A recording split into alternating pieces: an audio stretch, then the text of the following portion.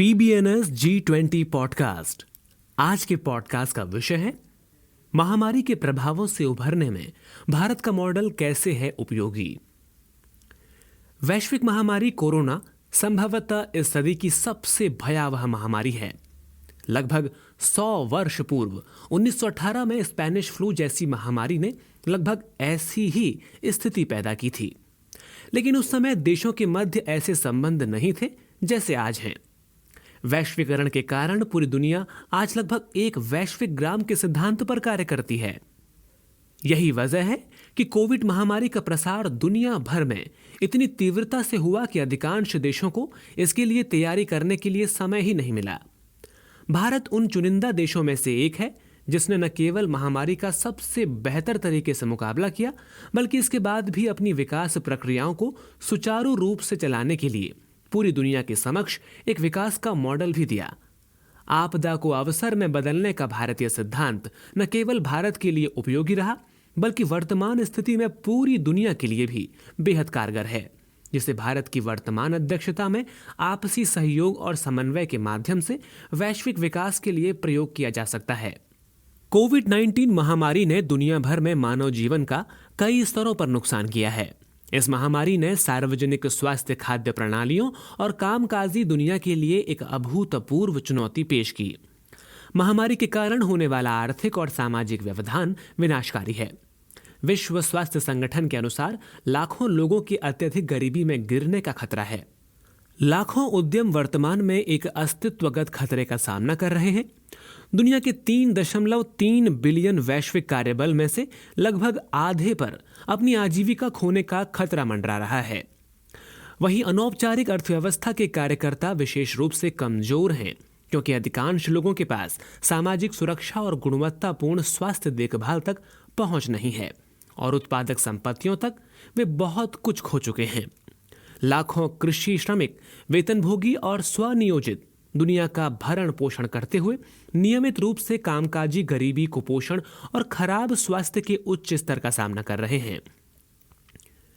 विश्व बैंक द्वारा दुनिया भर के ज्यादातर निम्न और मध्यम आय वाले देशों में संकट की शुरुआत में एकत्र किए गए डेटा से पता चलता है कि कम आय वाले देशों ने कोविड-19 से संबंधित सामाजिक सुरक्षा पर प्रति व्यक्ति लगभग $6 खर्च किए, जबकि निम्न मध्यम आय वाले देशों में ये प्रति व्यक्ति औसतन $26 था। अध्ययन के साक्ष्य से पता चलता है कि इन देशों में औसतन 15.3% लोगों के साक्षात्कार से ये पता चला कि उनके घरों में एक या अधिक वयस्क संसाधनों की कमी के कारण पूरे दिन बिना खाए पिए रहते हैं, और ये उन परिवारों में सबसे ज्यादा है जहां नौकरियां और आय से लोग प्रभावित हैं। संयुक्त राज्य अमेरिका के ग्लोबल लीडरशिप गठबंधन का अनुमान है कि कोविड-19 महामारी ने 2020 में 255 मिलियन नौकरियों को खत्म कर दिया, और ये नुकसान विशेष रूप से लैटिन अमेरिका और कैरिबियन, दक्षिण यूरोप और दक्षिण एशिया में सबसे अधिक है। कोरोना एक वैश्विक महामारी है जिसके प्रभावों का सामना करने के लिए भी वैश्विक सहयोग की ही आवश्यकता होगी। अकेले किसी देश द्वारा लिया गया कोई भी कदम इस महामारी से निपटने में कोई खास योगदान नहीं करेगा।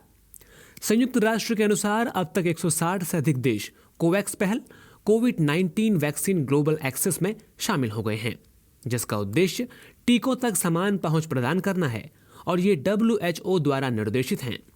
वैक्सीन और टीकाकरण के लिए वैश्विक गठबंधन यानी GAVI और महामारी तैयारी नवाचारों के लिए गठबंधन करना है। वर्तमान महामारी को समाप्त करने के लिए विश्व स्तर पर टीकाकरण को लागू करना गंभीर रूप से महत्वपूर्ण है। हम ये भी जानते हैं कि गरीबी के लिए कोई टीका नहीं है।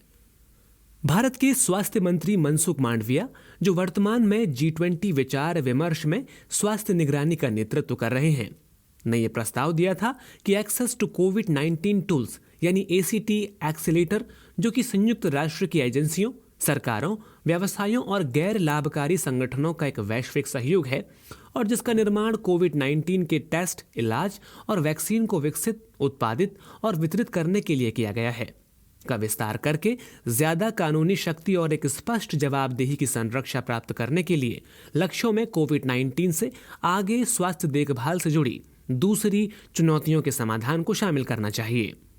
उन्होंने G20 के नेताओं से यह अपील भी की थी कि वे अलग अलग वैक्सीन, थेराप्यूटिक्स डायग्नोस्टिक्स नेटवर्क का समर्थन करें, ताकि संकट के दौरान सप्लाई चेन से जुड़े मुद्दे इलाज से जुड़ी आवश्यकताओं तक पहुंच में आघात नहीं पहुंचाएंगे। कोरोना के बाद दुनिया के इतने बड़े संगठन की बैठक निश्चित रूप से महामारी से हुए नुकसान के संबंध में बेहतर समन्वय और आपस में मिलकर दुनिया के लिए बेहतर समाधान लेकर आने पर विशेष ध्यान देंगे। भारत ने जिस तरह से महामारी के समय स्थितियों को संभाले रखा और इसके बाद भी अपनी विकास प्रक्रियाओं को गति दी, वो निश्चित रूप से दुनिया के लिए एक बेहतरीन मॉडल है।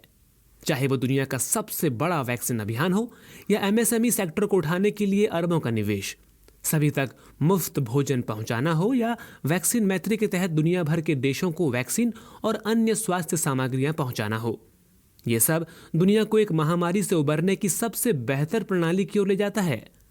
आत्मनिर्भरता और सहयोग का जो मॉडल भारत ने अपनाया, उसे दुनिया भर में अपनाए जाने से निश्चित रूप से सही समाधान निकल सकता है।